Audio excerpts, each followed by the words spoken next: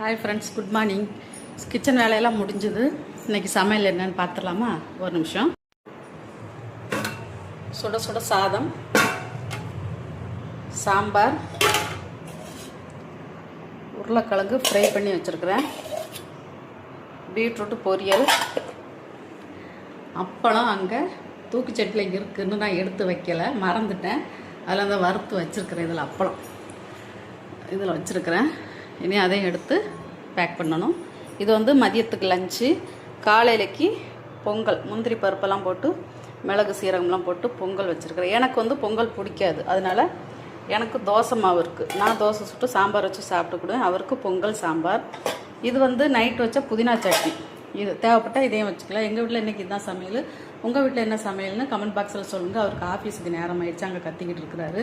நான் இனி போய் அயர்ன் பண்ணணும், அவரே அனுப்பணும், எல்லா வேலையும் இருக்குது. அதனால் பாய். உங்கள் வீட்டில் என்ன இன்றைக்கி சமையல்னு கமெண்டில் சொல்லுங்கள். வீடியோ பிடிச்சிருந்து லைக் பண்ணுங்கள், ஷேர் பண்ணுங்கள், சப்ஸ்கிரைப் பண்ணுங்கள். அடுத்த வீடியோவில் பார்க்கலாம். பாய்.